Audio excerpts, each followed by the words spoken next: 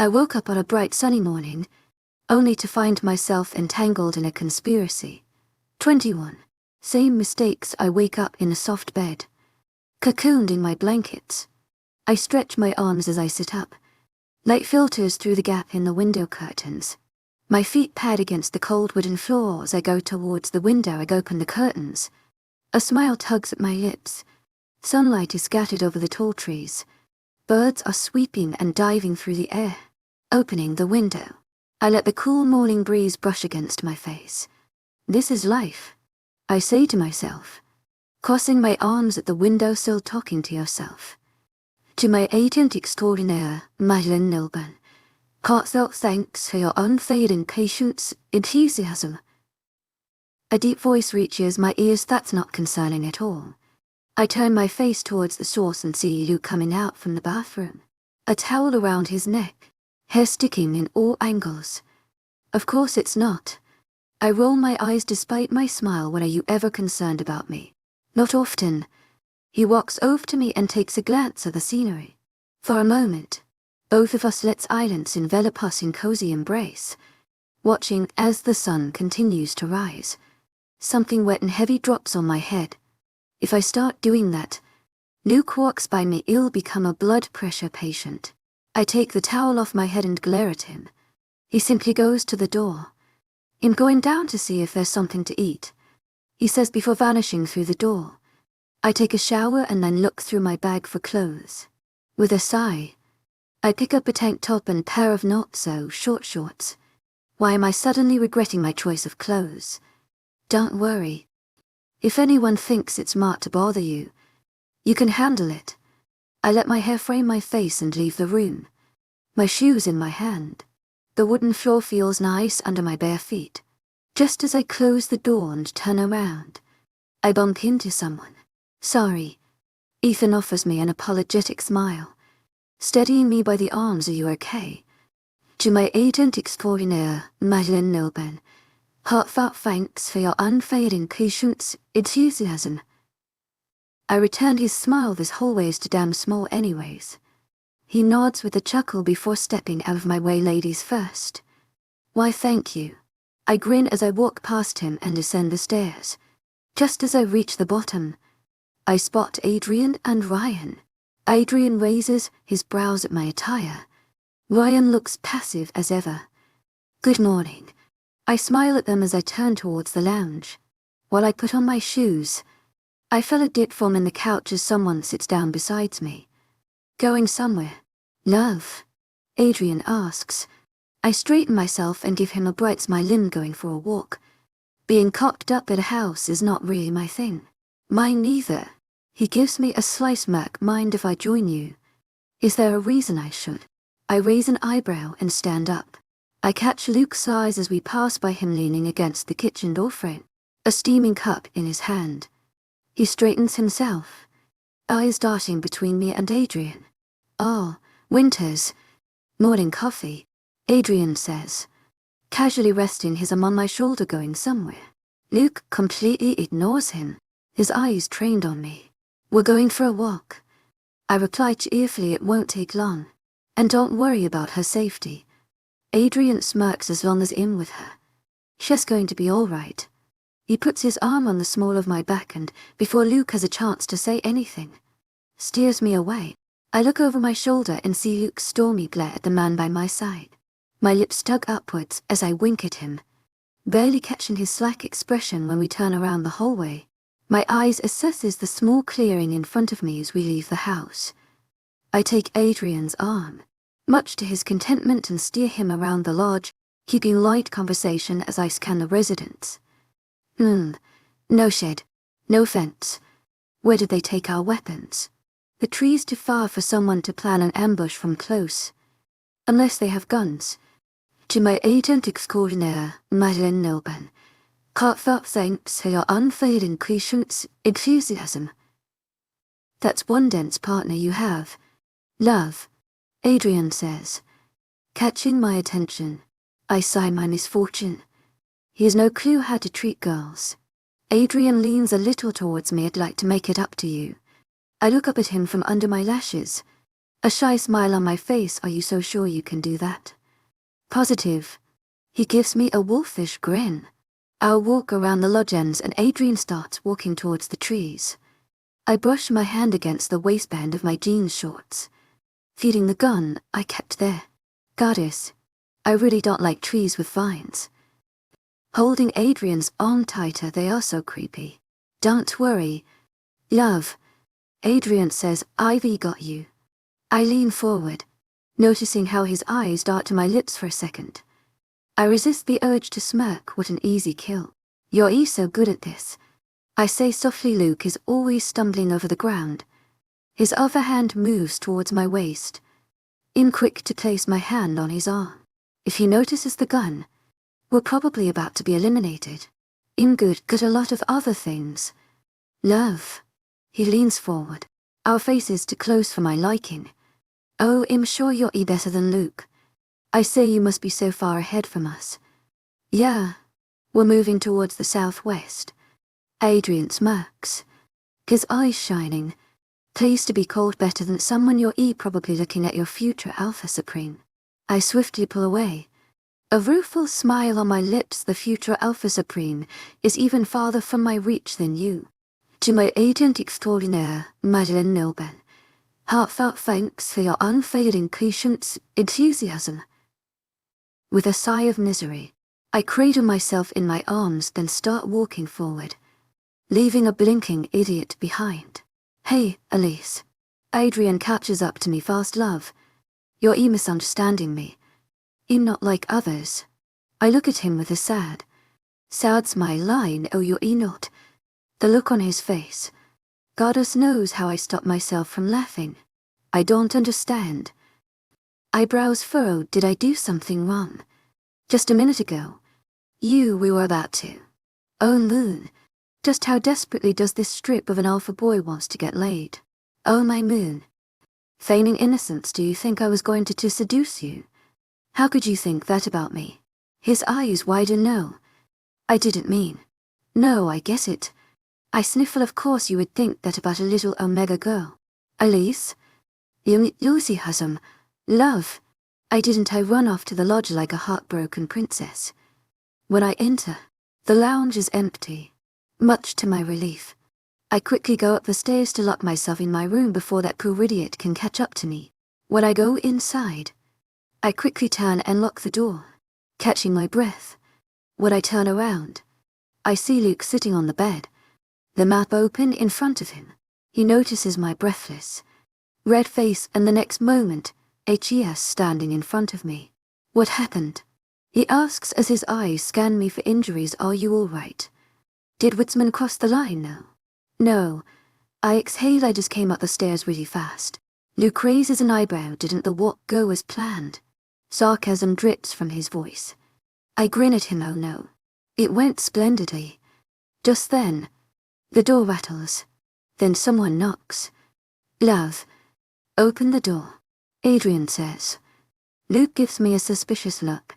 I only gesture at him to stay quiet by putting a finger to my lips.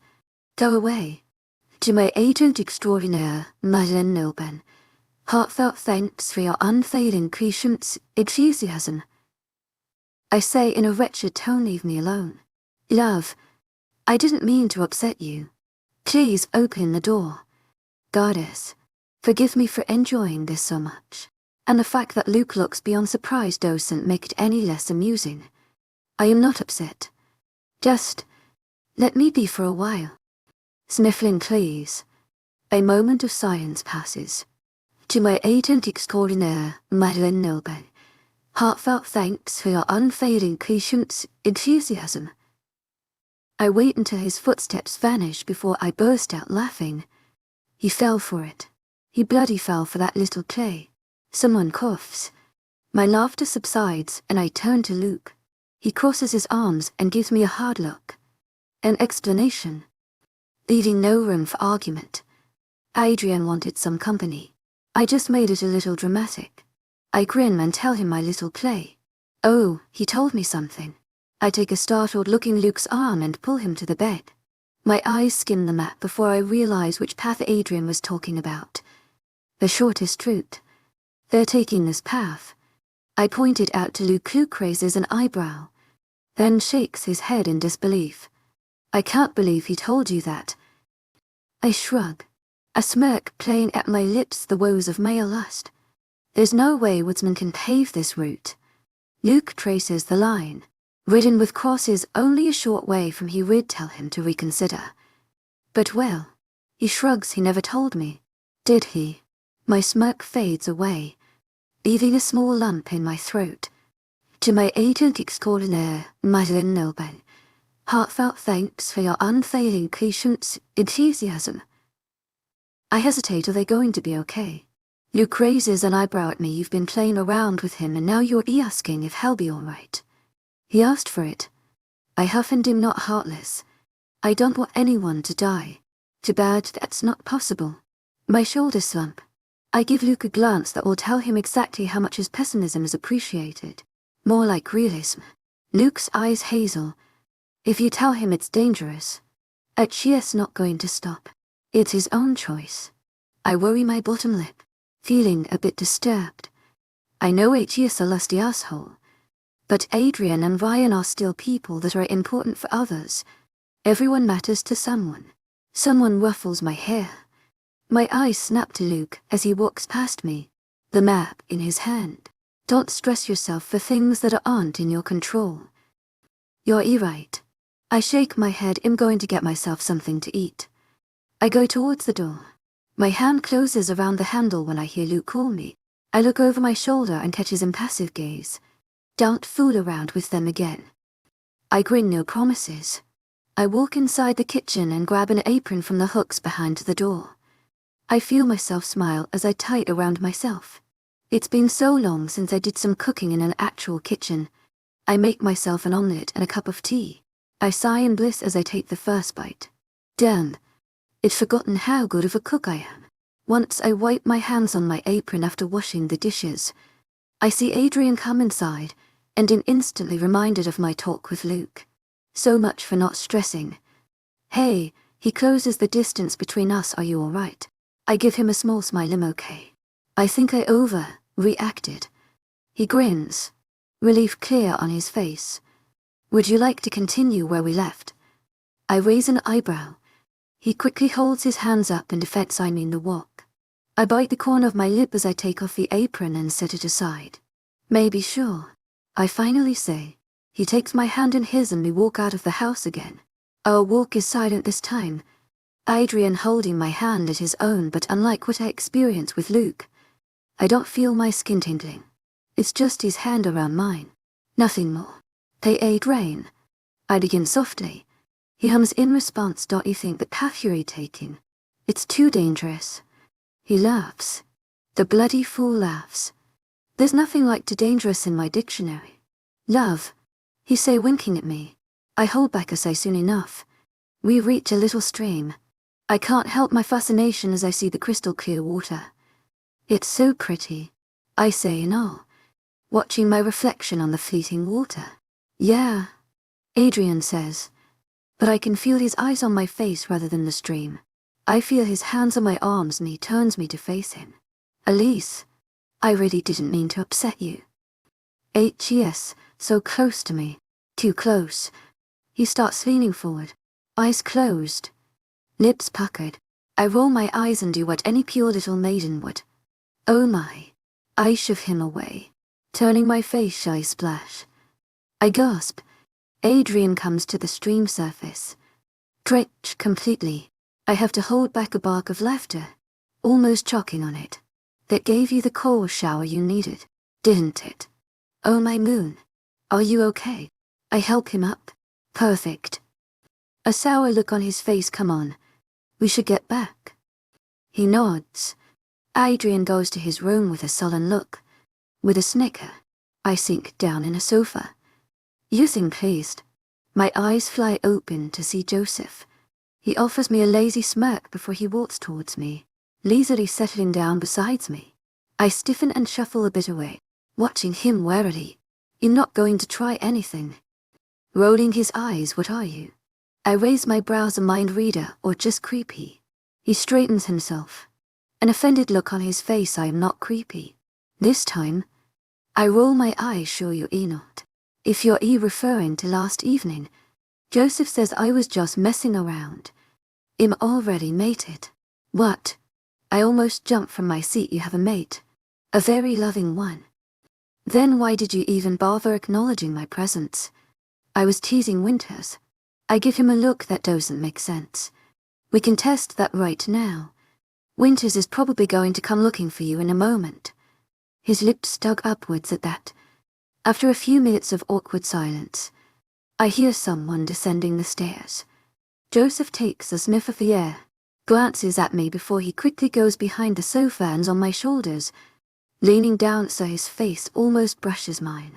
Not a moment later, Luke enters and his eyes fall straight on us. His jaw clenches. The storm in his eyes goes livid and he steps forward.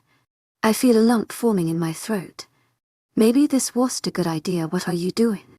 He gives Joseph a death glare in just giving her a massage. Winters, Joseph says casually as he pulls away, you've really tried this. Luke? Trying to act just as casual. Joseph's hands are magical. It'll pass. Luke narrows his eyes at Josephine. Joseph shrugs and, shoving his hands, he looks at me. See you later. Before he disappears in the hallway that leads to his room, he looks back at me, his mouth see. I really can't leave you alone for a moment. Luke says to me, why? I feign innocence. What did I do? He narrows his eyes to slits and all but bites out nothing. Then he storms towards the stairs again. Goddess, that is one protective man. With a sigh, I push myself up from the sofa and go out of the lodge. I lean against the wooden wall, staring at the trees ahead. Why is Luke always thinking him some damsel in distress, some weakling omega? Why can't he just trust me and know that I can fend for myself? Upset, I jump, snapping out of my thoughts to see Ethan behind me. He walks up to me and leans against the wall, right beside me. I hold my arms and offer him a small smile. Not really. I shrug, just tired after the long day, I guess. Tired on a break. He raises his eyebrow. I guess I became a workaholic. I grin. He chuckles softly, seriously. That's concerning. I look at him thoughtfully. Words fall out of my mouth without permission. Why do you care about me so much? Ethan's blue eyes snap to mine. For a moment he doesn't answer. I almost think he wouldn't, but then he says my brother's mate was an omega was. I raise an eyebrow. Ethan nods, turns his eyes to the trees in front of us. She was treated very badly by her pack. By the time she met my brother, she was too afraid. Even of him. No matter how much she tried. It just didn't work. She was already too broken. It broke him too.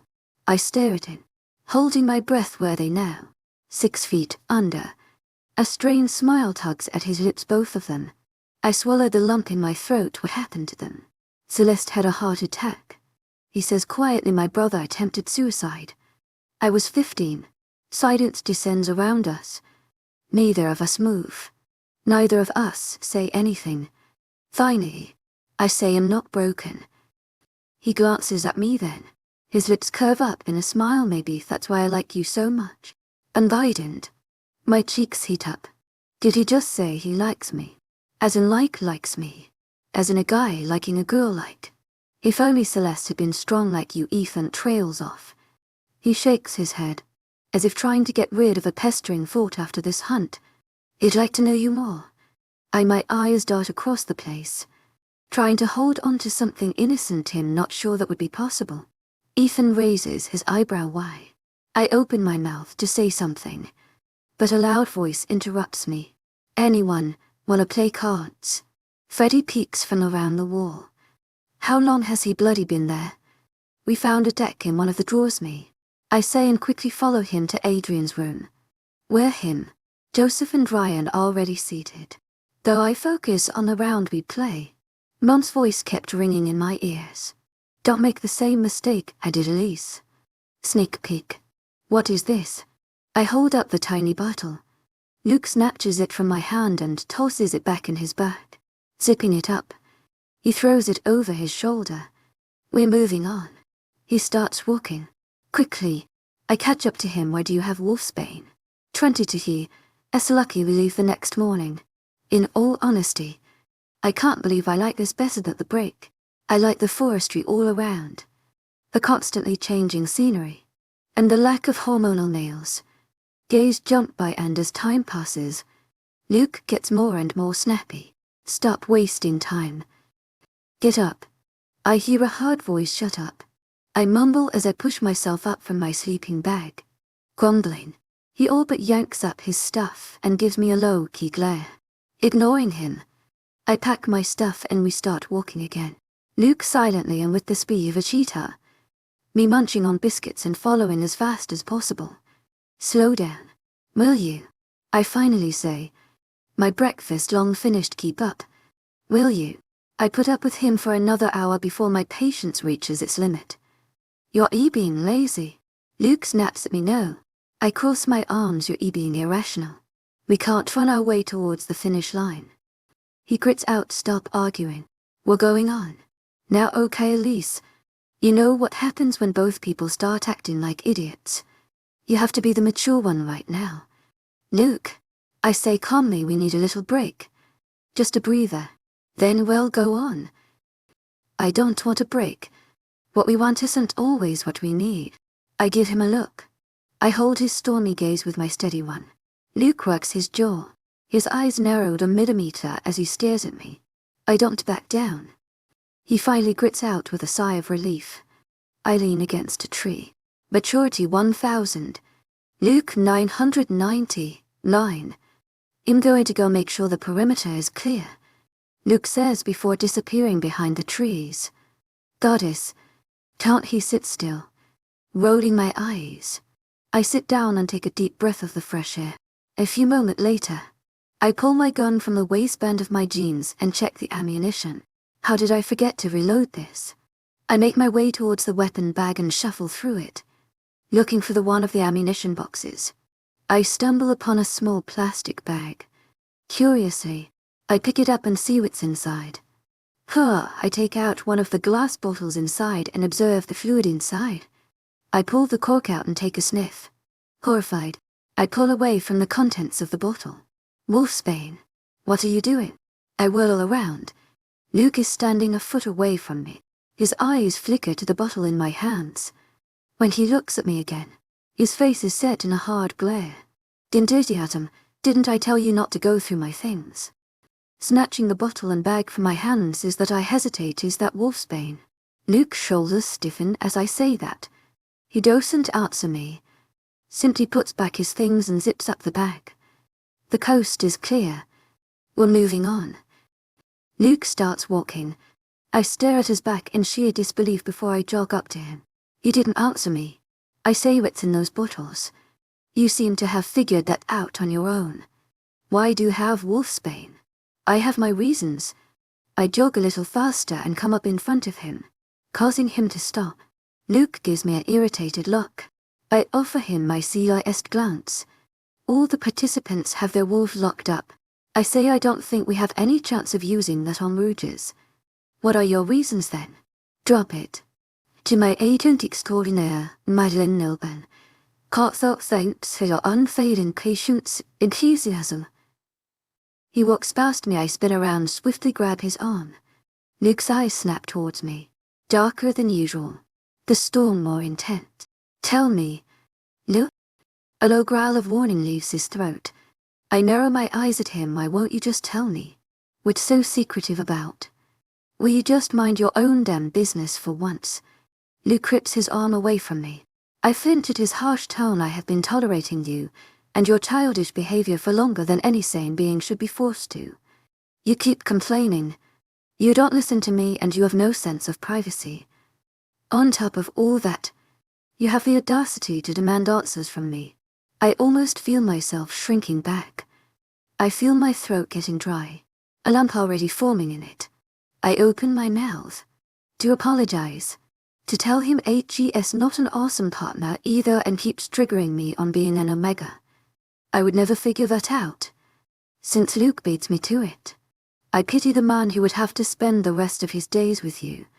He looks at me like I'm a bug under his shoe. HE's lucky to have escaped you for this long. My thoughts vanish in a puff of smoke. People say we are honest about our feelings when we're angry. So that's what Luke Quintus thinks about me. Enthusiasm. In my head, I find a whole speech that could possibly make him regret saying those words. Make him guilty. But when I open my mouth, only a few words tumble out. We should get going. Almost taken aback. Luke stares at me for a moment. Cold silence wraps around us. Then he turns around and starts walking. I follow behind him, keeping my eyes on the ground. I don't want to trip now. You're not worth my words. Winters. I ignore the dull burn behind my eyes, and am not in a habit to waste myself on the unworthy. 2 days. It has been 2 days since I last spoke to Luke, other than yes. No. You decide.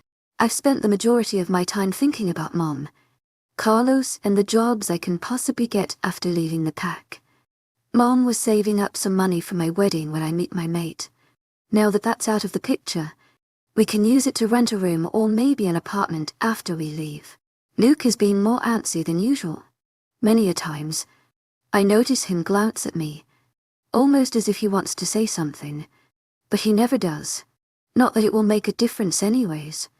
It's your turn to keep watch, Luke says while we eat salted cod for dinner. I nod, counting in my mind the money I can save up if I take 2 jobs. I don't go to any institute, and with my werewolf stamina, I can easily manage. Lucius stressing the nickname. I don't look at him. Did you hear me? Yes. I say, calmly, finishing my food. I stand up and lean against a tree, arms crossed across my chest. I can almost feel Luke's gaze on my back before he opens his sleeping bag and shuffles inside. I don't say goodnight. I look up at the starry sky, the almost full moon. My mind wanders to everything. Nothing. It's just lucky to have escaped you for this long. My mate won't think that, would he? I shake my head. Seriously. After years of taking taunts from your pack, you'll let this snob's comment rattle you. But somehow, his words make me feel a twist in my chest, a bitter taste in my mouth. After so long, I thought he would not think of me as so little anymore. Stop it. I tell myself fiercely. Luke is an asshole. You know, you're beautiful, smart, kind, and maybe you're a bit of a lunatic sometimes. You're still amazing. Don't let him get to your head. I wander a little away from our campsite. Maybe it was for the best that I heard Luke say all that. Maybe I was getting a bit carried away, thinking an alpha could ever respect an omega. Pain finds beauty a reliable disguise. Well, at least he was right about something. A hand closes around my mouth. An arm wraps around me, holding me prisoner. I thresh around wildly, wiggling my fingers to reach my gun, but the lack of breath makes my chest cave in. Black spots appear in front of my eyes. Sorry. Enthusiasm. Love. A voice reaches me from far away, but as you said, we are opponents. And everything fades away. 23 all paid. My heavy eyes open in the dark. My head dizzy. I try to lift my hands but feel them bound together in front of me. Ah, you're awake, a newly familiar voice says. My head snaps towards the source and I see a tall figure with sandy blonde hair and dark brown eyes. To my agent extraordinaire, Madeleine Nilben, heartfelt thanks for your unfailing patience, enthusiasm. My eyes widen. The words from before rush to my head. What the hell are you doing? With a small chuckle, he crouches down so we're on eye level. My eyes adjust to the dark and I can just make out his smirk. Nothing personal. Elise. Bemused, but your partner is a pain in the ass. Taking him down is necessary. I narrow my eyes at him. And how do you plan on doing that? By kidnapping you. To my agent extraordinaire, Madeleine Nilben, heartfelt thanks for your unfailing patience, enthusiasm. He says, waving a hand at me, he'll come for you, hell. Any man would. And when he does, he won't be going back. I school my features in perfect calm, holding my breath so it wouldn't come out as shallow intakes. No. Don't panic. Do not panic. Panic makes you stupid. Stupid gets you killed. What about me? Where'd leave you alone? A new voice says. My eyes snap up to see Ryan against a tree. You can wait in one place until the hunt is over. Then you can go back. I stare at him for a moment. Indignity sparks a fire in me, fueled by 2 days of pent-up words. To my agent extraordinaire, Madeleine Nilben, heartfelt thanks for your unfading patience, enthusiasm. I glare at them. You think I'm not a threat? That you can leave me here? What? Adrian raises his brows. Don't what? To my agent extraordinaire, Madeleine Nilben, heartfelt thanks for your unfading patience, enthusiasm. I snap him, perfectly capable of coming back for revenge. I might not look much, but I'm pretty damn dangerous. I don't follow. Adrian looks at Ryan for help. Do you want us to kill you? Ryan asks me. His brows knotted. Those words snappy out of my angry haze. Right. Well, I clear my throat. You don't have to think about that. Luke won't come for me. Adrian shakes his head with a smile. That's the oldest trick in the book. Love. Fine. Don't believe me. I lean back against the tree I'm sitting by, but he hates my guts. He can't stand the sight of me. He'll probably thank the stars that I'm gone and be on his merry way. For a moment, they both go quiet and I realize it's not just me amazing acting skills that they are considering my words. It's the conviction, the truth in them.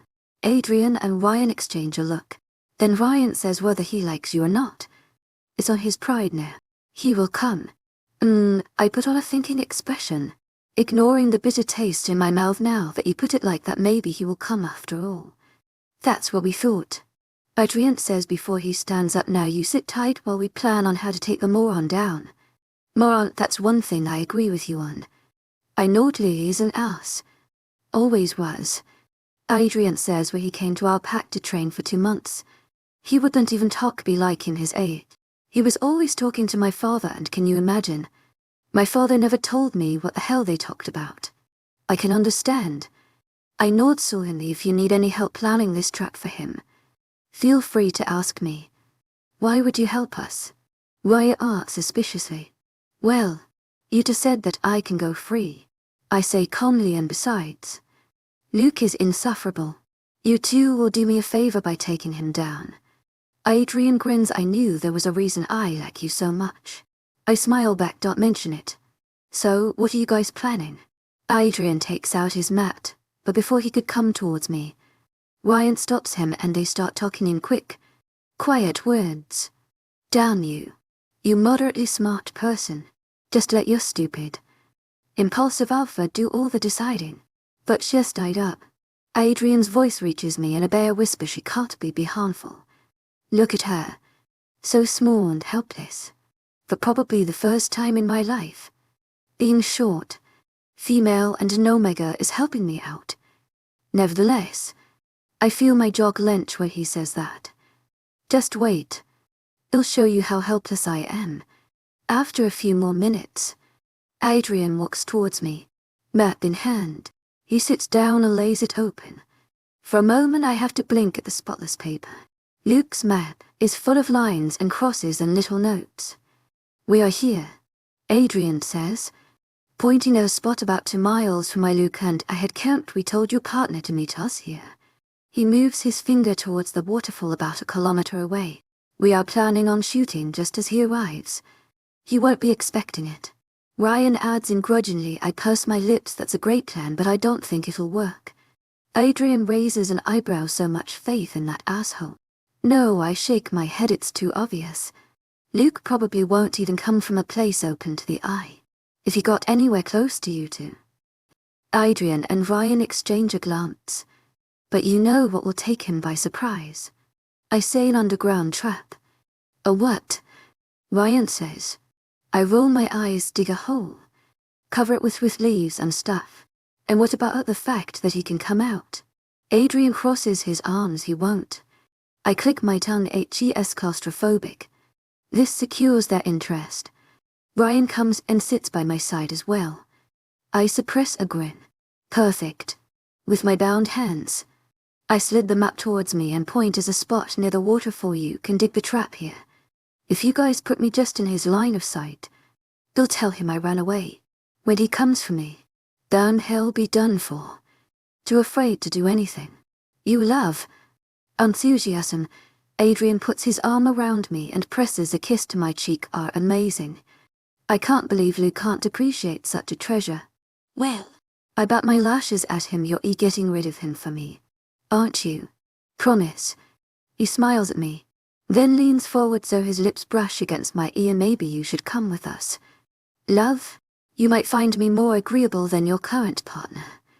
I move away from him and give him a little smile. I'd have to wash my ear with acid now. We should get going. Ryan says the sooner we start, the better. So we start forward, me walking between Adrian and Ryan. I test my binds a bit. I can't possibly break them. They took my gun as well, so I have nothing but a brain to work with. Once we reach the decided spot, Adrian and Ryan start digging. For hunting purposes, Adrian and Ryan had a net with them, made of barb-covered wires. Since they don't have property in gear, the Kurisols were working with daggers. I wondered if I should tell them they should break a thick branch, sharp head its edge like a spear, and use that. I decide against it. All right, time to get rid of these binds. You think a girl can be the Alpha Supreme? If I decide to finish the hunt and win, can I be the Alpha Supreme? It would be so much fun. Hurry up, guys. The sun might be rising any moment now. Don't you want to catch Luke? If you guys win, what's the first thing you'd do? If it were me, I'd make it a rule to respect Gazer. But since I have no intention of continuing this hunt, maybe you could do that for me. Ryan grips his head in his hands. Adrian drags a hand down his face. I have 3-year-old triplets. Ryan grumbles, and the 3 of them aren't half as annoying as you. I say that's so cute. What are their names? Are they boys or girls? What's their mummy's name? Seriously, Ryan, I never knew you would be such a family guy. Is there any way to shut her up? Adrian looks at the sky. I'm hungry. I pout and am talking to distract myself. Adrian says as he reaches for one of their bags, you can eat. Just for the love of all that is holy. Shut up. But how will I eat? I ask innocently, holding up my hands. He slashes through the ropes with the knife he was digging with. I flex my wrists. Both red, but it'll be gone in a while. Thank you. I shove a cracker in my mouth. Go on. Help you, Beta. Luke might be up by now. Adrian and Ryan continue to labor away, disappearing inside the hole. I slowly stand to my feet and peek around, gauging the best route when I see the net. A smile curves at my lips as I walk towards it and carefully pick it up, the noise of the waterfall giving me cover as I reach the hole. Hey guys. I look down, they look up, and Ryan says, what are you? I drop the net. The heavy stones at the sides weight it down, and the barbs will be making sure they don't get out any time soon. Adrian glares at me. Struggling with the net, you bitch. You'll pay for this. To my agent extraordinaire, Madeline Nilgan. Heartfelt thanks for your unfading Kishut's enthusiasm. I blow him an air kiss and wink, all paid, chuckling to myself, shoving my hands in the pockets of my shorts. I walk away. Who says you need a man to save you? 20 for my partner Luke. The moment my eyes open, I feel the overwhelming pain in my head, as if it's about to explode into bits. The effect of the wolfsbane dose I took last night before sleeping was often my senses return again. The fire has died down, leaving a pile of embers and ash. My eyes go across our campsite, searching. I take a sniff of the air. Her scent is too faint. The next moment, I'm on my feet walking towards the tree she was standing against. I notice a piece of paper struck to it with a knife. I tug it off and unfold it. If you want your little whore back, come by the waterfall. Take your sweet time. Well, be sure to take hours with her.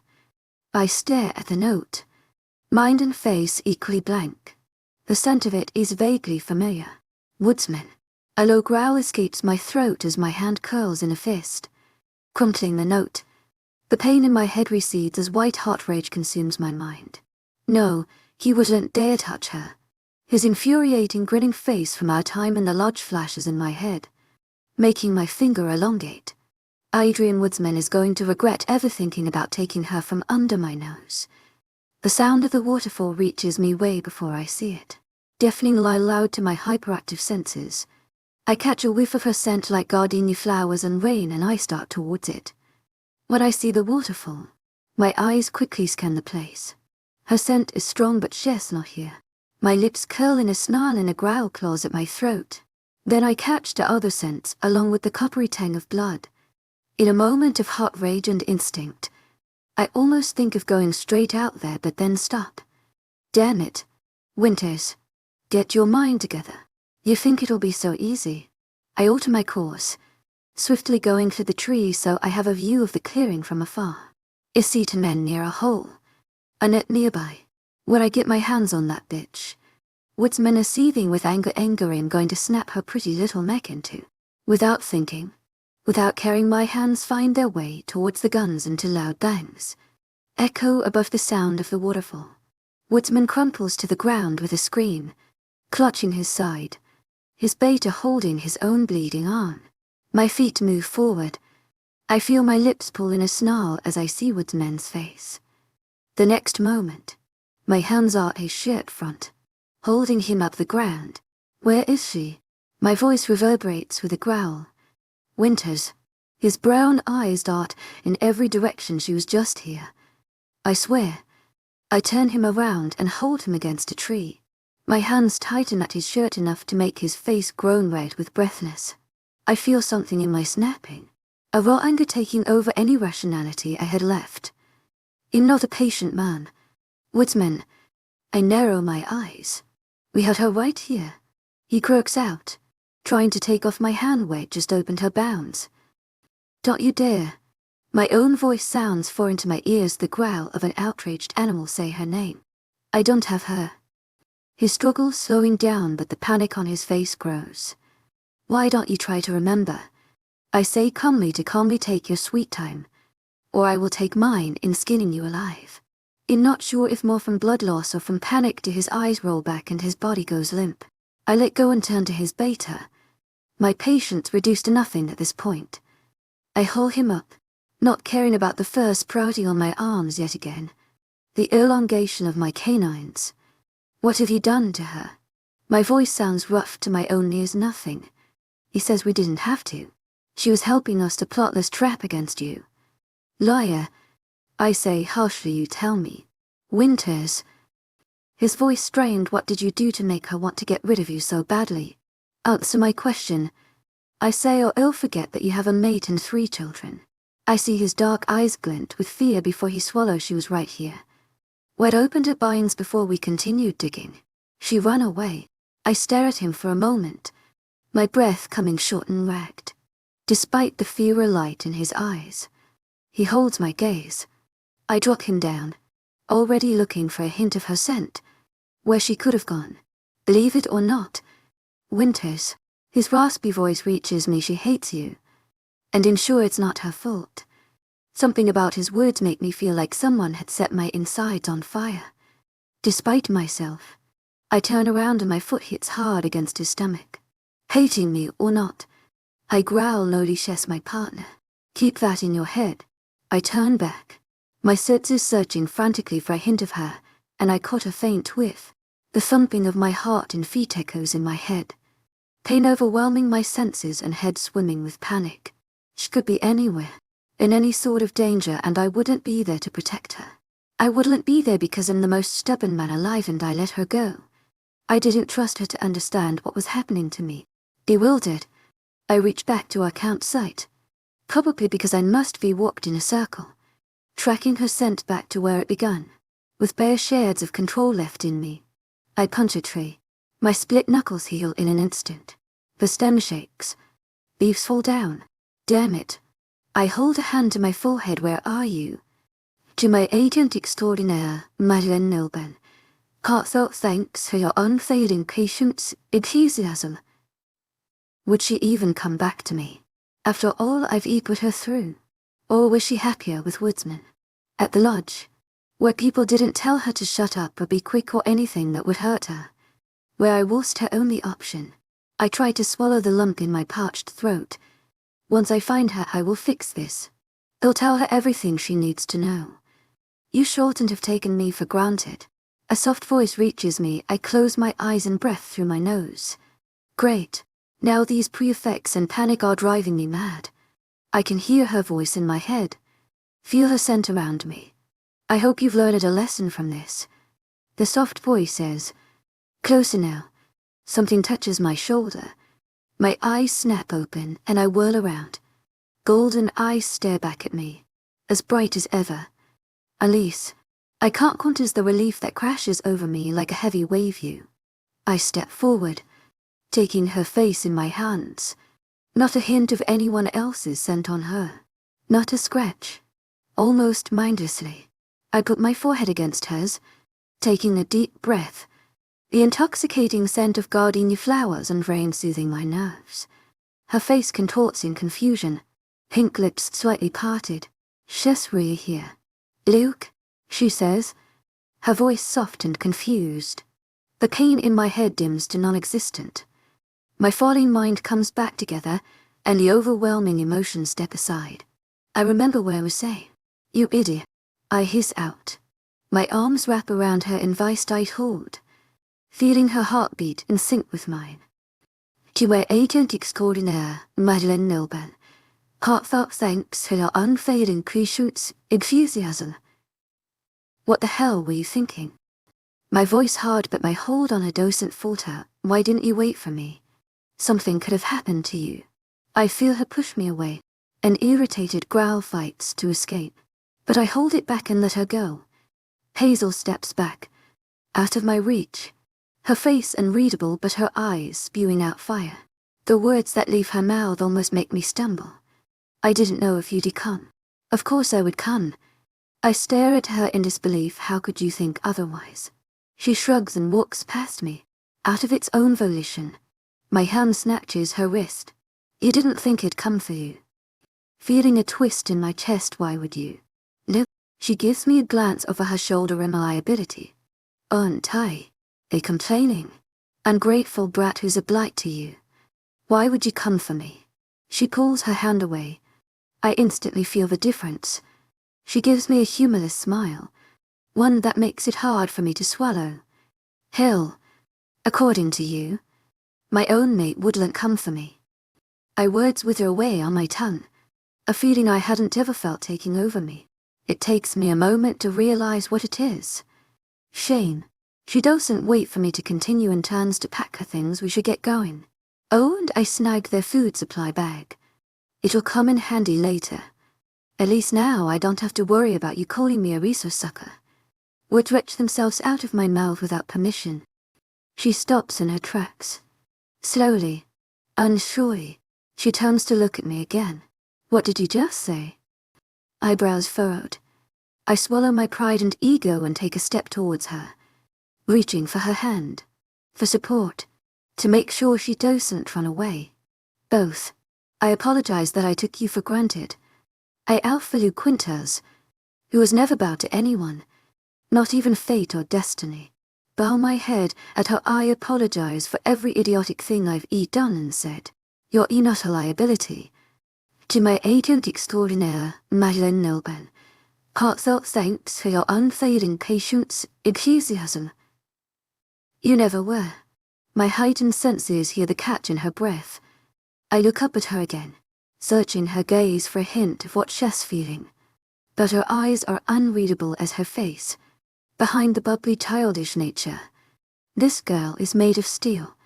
Goddess, I've never felt so small before another soul, let alone a girl. Finally, the steel armor slips aside. She smiles at me, a real smile. I feel myself drawn towards her. Slap. Blinking. My hand reaches up to touch my stinging cheek. Now we're even. Hazel says calmly, come on. We should get going. With that she starts packing her things. Despite what she just did. Despite the fact that she just lapped her alpha. I can't believe how relieved I am when she says, do you want to know what happened? Eyes alight with excitement how I made my brilliant escape. My lips dug upwards by all means. Continue. 25 The beast, it's full moon tonight. I was beyond surprised when Luke stopped just as the sun started setting. I glanced warily at his face. He looks pale, the scars on his face more pronounced. Even the smallest sound seems to put him on the edge. Luke, are you all right? I asked carefully. He hesitates for a moment. I need to tell you something. My brows pull together and I nod, waiting for him to continue. Luke goes through his clothes bag and pulls something out. My eyes widen. A silver chain hangs from his hands with a manacle and a padlock. Luke holds out a silver key for me. I step back. What the hell? Silver should have burned him, and it's most definitely going to burn me. Seriously. To my agent extraordinaire, Madeleine Nilban, heartfelt thanks for your unfailing patience, enthusiasm. He gives me a look. Silver bullets didn't burn you. You think this would? Yeah, but... I blink in confusion. Why didn't they? Our wolves are locked. Luke says, taking my hand and giving me the key. It wouldn't hurt unless you managed to dig it in your flesh. I swallow. Why do you have this? I'm going to put the manacle on my wrist and unlock the chain around a tree. You're going to keep the key. While Luke takes a breath. I'm going to shift tonight. What?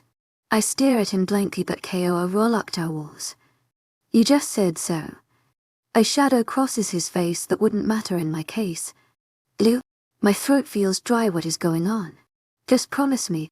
He leans down and puts his hands on my shoulders. Whatever you see, whatever you hear, you won't come near me. Promise me. To my agent extraordinaire, Madeleine Nilban, heartfelt thanks for your unfailing patience, enthusiasm. The urgency is in his voice makes my stomach turn unpleasantly. I let out a shaky breath.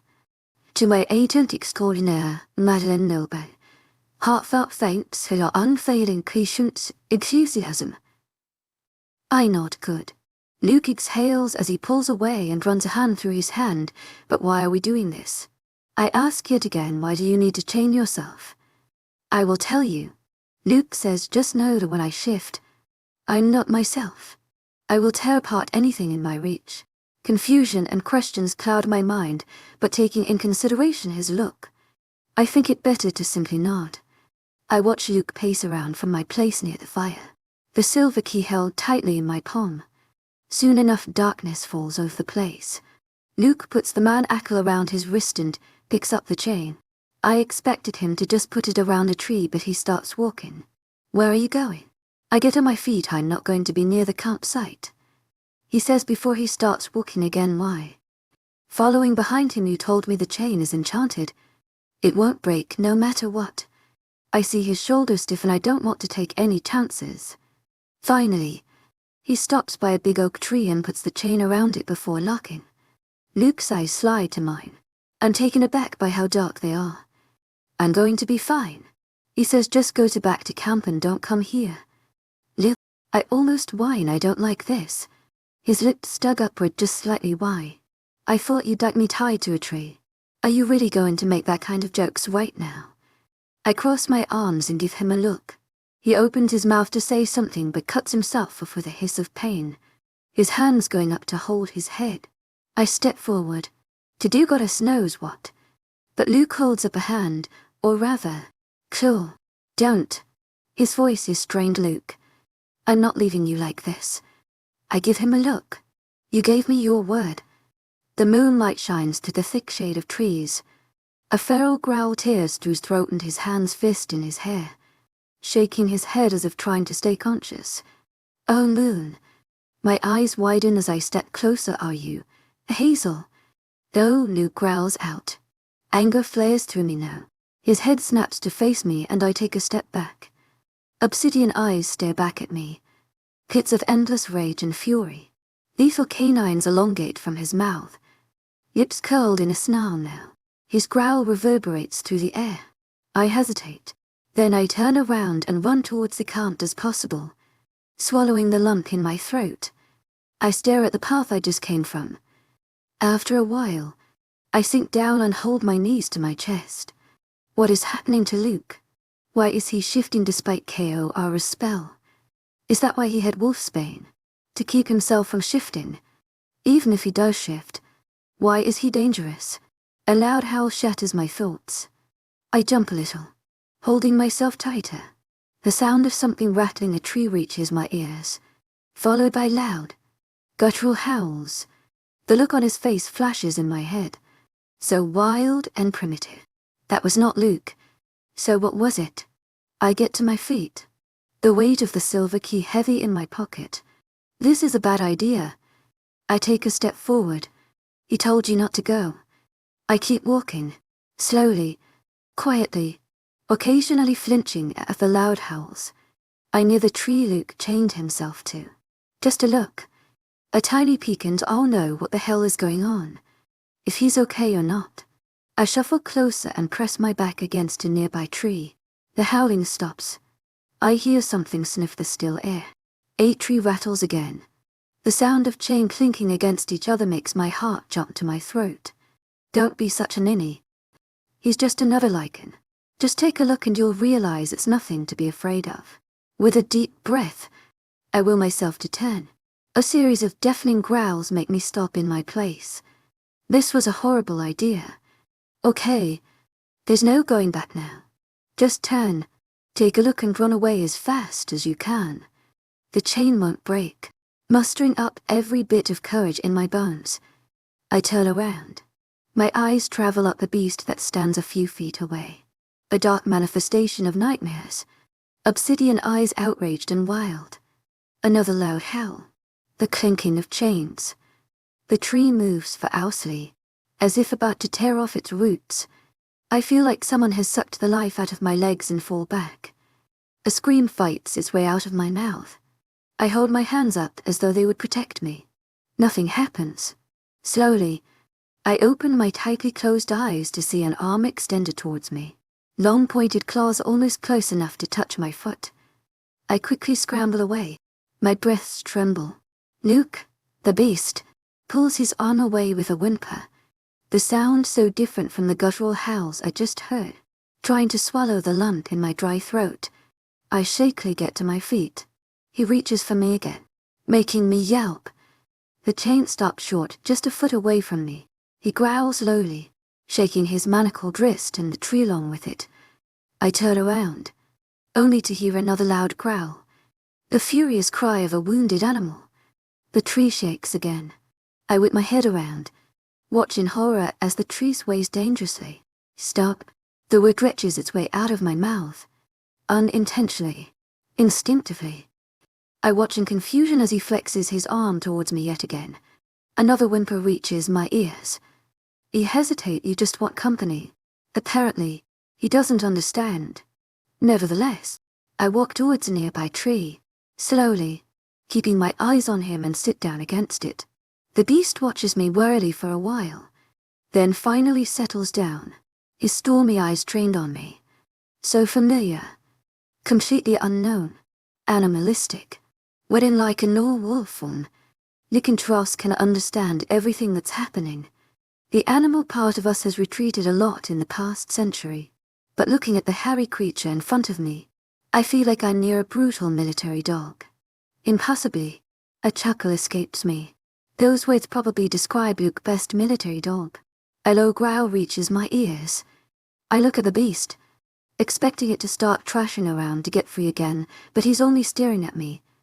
To my agent extraordinaire, Madeleine Noble, heartfelt thanks for your unfailing patience, enthusiasm. Pleased, goddess, and going mad. You see, you really exaggerated. I put my chin in my hands and smile at you. You're not all that bad like this. He tries to reach for me again, gently this time, as if he doesn't want to scare me. The chain stops him again. He gives it a hard tug. His lips curl in a snarl, displaying razor-sharp teeth. When he looks at me again, he whimpers a little. He looks so lonely. My heart aches a little, even surprising me. Maybe he just wants company, someone who's not afraid of him. I stand to my feet. His shoulders stiffen, probably thinking I'm running away again, which is what you should do. The voice of reason in my head says, this is madness. Luke said he'd rip apart anything in his path. Just a little step closer. Maybe he'd be a bit comforted. I take a step forward, then another. The beast lunges for me, and the next moment I feel myself being yanked forward and crushed against something. Alarms start ringing in my head. This was a bad idea. A horribly stupid idea. My body goes rigid from shock. Screams die at my tongue and my heart leaps to my throat, but the beast is too busy to notice as he wraps me in his arms and loud howls rock through him to me. I'm about to die, I'm about to die, I'm about to die. A wet nose presses against my neck and the beast takes a deep breath. A growl rumbles through him and I shake with it. I'm still. I'm alive. I need to get the hell away before he changes his mind. Luke. Struggling to put some distance between me, his big, furry head. He presses me closer still, almost suffocating me in his arms. Is that how he plans to do it? By crushing me to mush? Like how snakes do to their victims? No. I'm not dying just yet, and definitely not due to my stupid sympathetic nature. But seriously, universe, this is what I get for being nice. Imminent death. Okay. Deep breaths, Elise. You can do this. With Herculean effort, I free one of my arms and cautiously, praying not to get killed, scratch him behind the ear. To my agent extraordinaire, Madeleine Nobel, heartfelt thanks for your unfailing patience, enthusiasm. Almost polite growl reaches my ears. Slowly, his hold eases enough to let me breathe. The beast raises his head and drops his chin on my head, holding me like some favorite toy. Luke? I try to push his arms away only to stop a moment later when a threatening growl meets me. Perfect. A roughly padded claw brushes against my cheek. A nose is pressed in my hair. More deep breath, both from me and the beast. Dear moon, what the hell have I gotten myself into? Okay. He seems to like me. I just need to distract him enough to get away. Maybe get him to sleep. Swallowing my fear, I slowly pull my head away and to look at him. His obsidian eyes are impossibly tender when he meets my gaze. The storm of rage now come. He doesn't look half as scary as he did a while ago. Cautiously, I reach up a hand and trace the scars on his muzzle. He leans into my palm and a little flower of warmth opens in my chest. You're not going to kill me? I ask quietly, tracing the scars on his face. Acutely aware he can rip me to pieces at any moment, even if you are. Please reconsider. He whimpers a little and leans towards me so his muzzle presses to my hair. You're not very much like Luke, are you? I can't believe the chuckle that leaves my mouth, and you're not quite a beast either. I shift a little in his hold. This time he lets me. You're like a complete lichen. But I'm not going to call you that, so. Wolfie. He snorts through his nose. I feel myself smile a little. In his senses or not. He's still Luke. Don't sound so disappointed. I pat his furry arm. That's all the creativity I can muster right now. My panic dims down and I feel the tension in my muscles escape. Goddess? He's so warm and furry. A yawn escapes me. Luke, or maybe I should just call him Wolfie, tucks me under his head again. For a moment I think I should try to escape somehow. He's still pretty much a wild animal. But somewhere in my heart, I feel sure that he won't hurt me. Slowly, steadily, despite all my cautions, I feel darkness seep into my vision and I fall asleep. The last thoughts that swirl in my head are something along the lines of, good moon, I really should get my head checked. 26 eclipse born. I wake up in a strange position. I can feel my back against the rough bark of a tree, but my head against something else, and something warm is wrapped around my neck, holding me gently.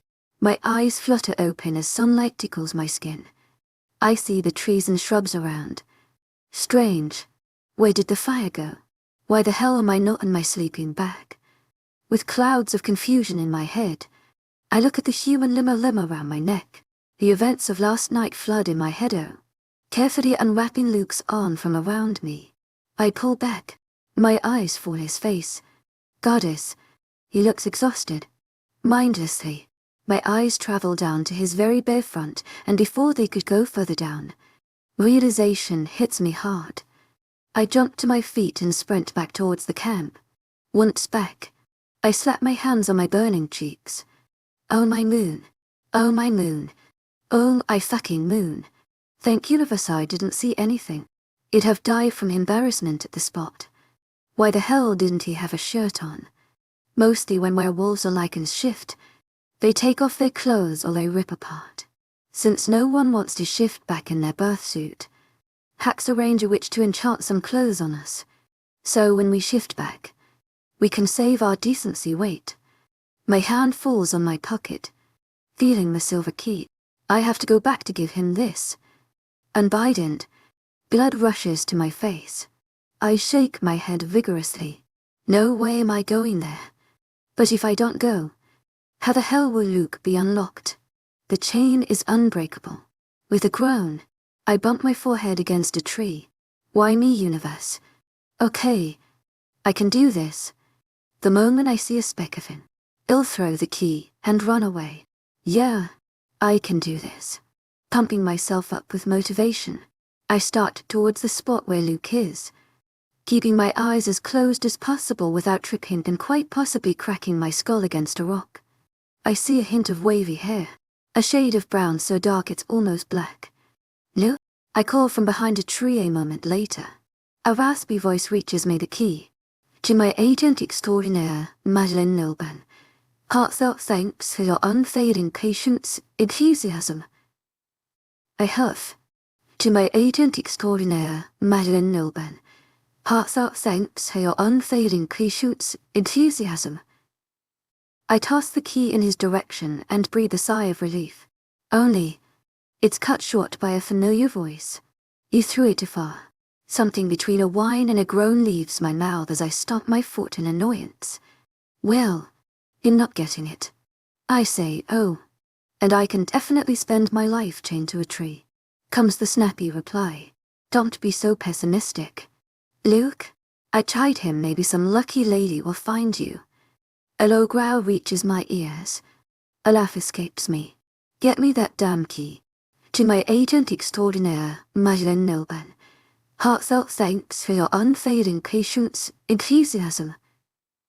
Luke says, first you tell me, why the hell aren't you wearing anything? Enchanted clothes don't work on me. What are you? Anti-magic. No humanoid. Luke's voice reaches me. How hard does Evanel stop this nonsense and give me the key? Ask nicely. What? You heard me.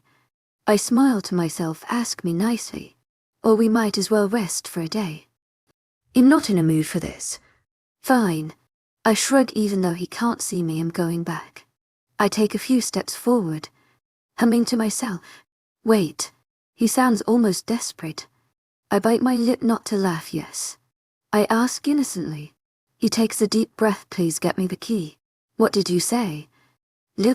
I ask like the innocent so lame I didn't quite catch it. More deep breaths. Then he says a bit loudly, his voice slightly terse. Will you be kind enough to get me that key? Please. Smiling content lie. I turn around and start walking with my eyes towards the sky. I see Luke's head from my peripheral. What are you doing? He says the key is on the ground. Oh right. I close my eyes. Where is it again? I can't believe I'm doing this.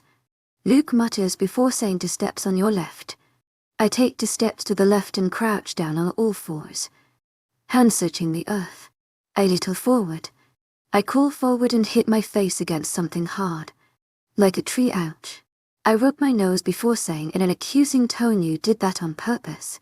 Why would I? A hint of amusement leaks in his voice just at the base of this tree. My hands search around and touch something cool. I snatch the key and stand on my feet. I'm tossing it. I say no. Luke says quickly, just walk towards me and hold it out. I walk in the direction of his voice and hold out the key. Moon. Callous fingers brush against mine as he takes the key, causing them to tingle slightly. The sound of a padlock opening reaches me. Then the sound of a chain rattling. Now go and wear something. My tone more authoritative than I intended. Him going to wait here. The sound of his footsteps gradually becomes distant, and I let out a breath I was sure I was holding. Well, you can't blame me. My mother raised me to be a demure maiden. Though I didn't turn out the way she wanted, I did catch some of her lessons. A few minutes later, Someone touches my shoulder. My eyes fly open. I see Luke standing near me, thankfully clothed. Thank goddess, I say as we start walking again. Luke raises his brows. Since when are you so concerned about decency? I narrow my eyes at him. Since always. We reach the campsite and I see that Luke already packed everything. He opens his food bag and tosses an apple to me, taking one himself. Come on, we have to get going. He says wait. I grab his arm. Luke turns to me, an eyebrow arched. I let go of his arm and cross my own across my chest. You promised me an explanation. I level him with a steely look.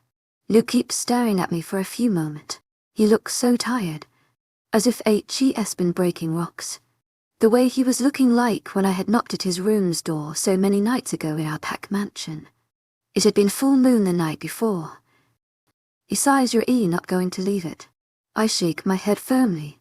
Luke drops his bags and surprises me as he takes my hand and pulls the soft patch of earth I was sitting on last night. We sit down. Luke doesn't say anything, simply traces the lines on my palm, causing a strange sort of tingly feeling to rise up my skin. I think of putting it away but then let it be. Luke glances at me from under his lashes. For a moment I feel like something has stolen the breath from my lungs. The sunlight filters through the trees, catching his eyes like the deep blue ocean. He looks almost anxious. I internally shake myself. Luke winters. To my agent extraordinaire, Marlene Nilben. Heartfelt thanks for your unfailing patience, enthusiasm. No way in hell. I'm surprised at the softness of my voice. Luke tightens his hold on my hand, shifting closer to me. Whatever I'm about to tell you should never reach anyone else. Understood? Pulling my brows together, I nod. Luke lets out a breath. I was born on an eclipse. I suck in a sharp breath. My eyes widen. Lycanthropes born on an eclipse never survive. They die just a few minutes after birth. But I stumble on my words. That's impossible. You're the strongest like an ivy ever seen. After last night I've just seen him almost pull that huge oak tree from its roots just by a tug. Luke turns his eyes to my palm again, tracing the lines almost mindlessly. My mother was very malnourished. It was a miracle she survived childbirth. He says she couldn't have survived again. That was clear. There would be no leader of our pack after my father. Enthusiasm, in their desperation to save my life. They were willing to do anything. His finger stops its track on my palm. Luke looks up at me. They called Ko a Ra. Realization dawns to me. She had recognized him at the starting line. I swallow. What did she do? Over the centuries, our primal nature has receded to almost nothing. Luke says lycanthropes born on an eclipse can't survive in this age, but they could before. Luke lets go of my hand. Silence hangs in the still air. She made mine strong enough to survive. But last night, I saw you. I heard the growls and the rattling. What was that? That's where it went wrong. Luke heaves a heavy sigh. It was all right in the start. Everything was normal. But as time passed, around the full moon, my primal nature heightened. It got worse when I shifted at 11. I stare at him blankly. Lycans usually shift at 13, werewolves at 16. It's almost impossible to shift before that, and if someone does, they usually die of the pain. It slept early due to how panicked I was feeling. Luke says, and I woke up in the forest near the pack mansion. Blood on my hands and the body of a dead animal at my feet. My father called Ko Ra again, and she told us that somehow my animal nature was still growing stronger. Luke runs a hand through his hair, pushing it back from his forehead when it got worse still. She gave my father that chain to lock me up every full moon night. I pull my knees to my chest and wrap my arms around them. So this will just go on? I ask quietly, trying not to think of how painful it must be. There's no end to it. A shudder flickers across his face as he stands up. There is. I tighten my hold on myself at his. If this goes on, my animalistic side will overtake the human one. Luke turns around and starts towards where he dropped the bags, and when that happens, there'll just be another monster to be killed. My heart twists horribly in my chest. My throat tightens. There's no cure. Luke glances at me over his shoulder, that's why I'm on the hunt. To get a cure. And another time today. Realization hits me. The Alpha Supremes was unbreakable. That's what's driving him. That's why HE's always looking for ways to assure his victory. Come on. I stand up from my spot and just go win this thing. There's too much at stake now.